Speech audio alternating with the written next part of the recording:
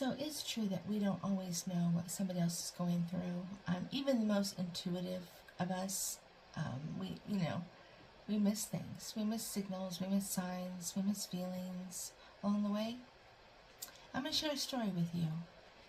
And it is my hope that it will resonate even a little bit to make you possibly rethink about different scenarios in your life where you're making decisions or holding on to grudges, which is never a good thing. So, a long time ago, I had a friend, and he was my best friend. He was like family to me. And he was always kind of like a little bit reckless and a little bit, whatever you want to say, rough around the edges or whatever. But he was my best friend, and we kept in contact. And when I moved back home to California, we, connected, and he was very successful. He had a couple auto shops and was very successful. And I was happy for him. And that was when I was starting my company in the beginning. And he used to call me every morning and, kind of give me shit and joke around. He was a prankster. And one day he called me and he said, "Hey, come over the hill for lunch one day this week." I said, okay. So I arranged it and met him for lunch. And then he was acting a little bit odd, but that wasn't uncommon. I didn't think much of it.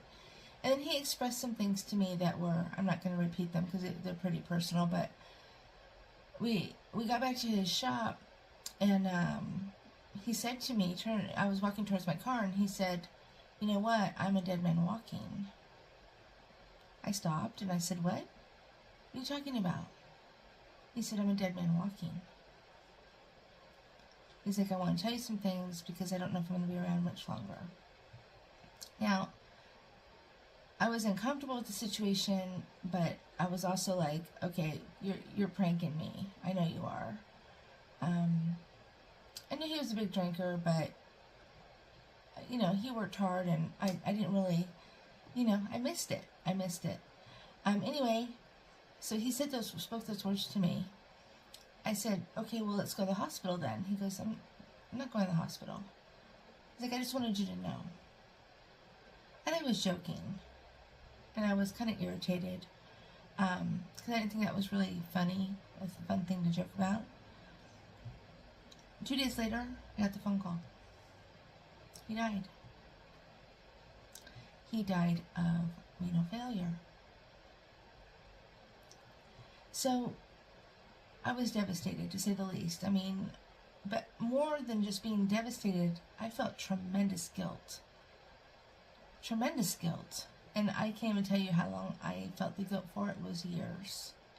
And I still feel, not so much guilt, but it's just sadness, profound sadness that my last memory of him was me arguing with him about not, being a smart ass and not, making me worry for nothing. That's deep, and it's a wound that will never heal, not completely.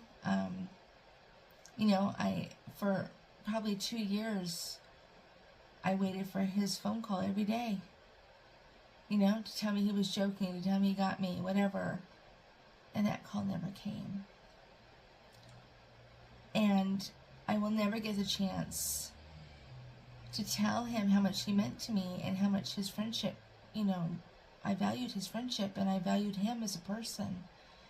And, we get wrapped up in our own little world and our own little thought process, and we, get angry about little things that really don't matter. But think about this.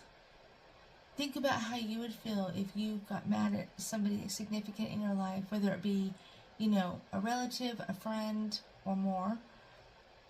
And you made, decisions because you were angry, and you said things that you will later regret, and that was the last time that you got to speak to them. That's a lifelong wound, and it's not worth it. So pay attention to how you deal with certain things, especially the little things that really don't matter, because those are the things that are going to haunt you in the end. But don't let the little things destroy you, because they will. And think about what your life would be like without that person in your life. Not all the time, but think about it. And understand the value of the people around you. And don't let the little things get in your way. And don't let the little things become the last memories that you have of that person.